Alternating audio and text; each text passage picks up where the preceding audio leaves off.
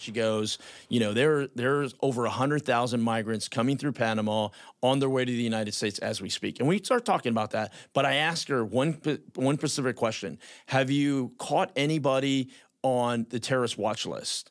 And she goes, funny you asked that, Tony, because in Panama, we do biometrics, and we have apprehended 52 people that are associated with Al-Qaeda.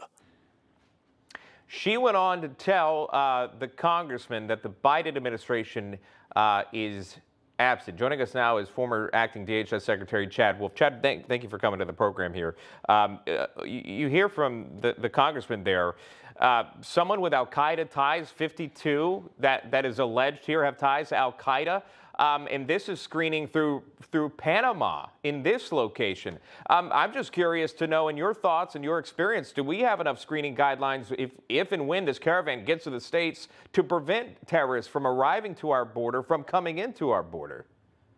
Well, we certainly have the screening mechanisms. The question, though, is if you're overwhelmed, if Border Patrol is overwhelmed on that southern border, what gets missed? And we're not only concerned about the individuals that we apprehend.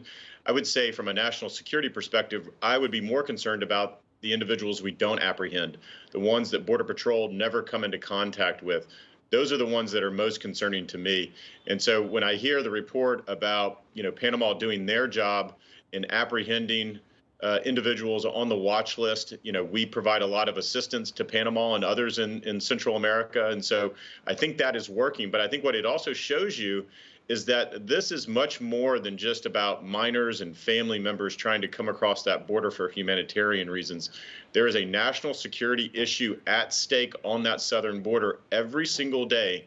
And every single day that the Biden administration doesn't get serious about upholding the rule of law and getting that border under control, I think more Americans are at risk. Yeah, I mean, just in plain sight, it doesn't seem like a top priority at this point, and you would hate for something of significance to happen to make it a priority for this White House, kind of as you were alluding to. And I want to read this to you as well. The New York Post reporting this, that the Biden administration reportedly flying thousands of migrants from Texas in the middle of the night to the burbs of New York here, Westchester County, also Florida, Jacksonville, I believe. All this taking place since August the 8th. Of course, a big deal. But here's how the White House Press Secretary Jen Psaki spun it. Listen to this. I'm not sure that it's in the middle of the night, but let me tell you what's happening here. It is our 4:29 a.m. Well, very early in the morning. Here we are talking about early flights, earlier than you might like to take a flight. Early flights, 2:30 a.m. That's an early flight. Is that an acceptable response? And does that raise any flags to you that these are always done around 2 a.m. to 4 a.m. and not at any other time? Well, no, it's certainly not a good response. And I think this is just continues the pattern of the White House not being honest with the American people. But at the end of the day, this is what catch and release looks like. This is exactly why the Trump administration, why we went away from it. We ended that policy because this is what occurs, releasing migrants, whether they're minors or adults, into American communities at all hours of the night and day for that matter. And so when we talk about minors being released, they go over to HHS custody and then HHS finds a sponsor. Now, what this administration did earlier this year was roll back some of the vetting requirements for those sponsors. Why?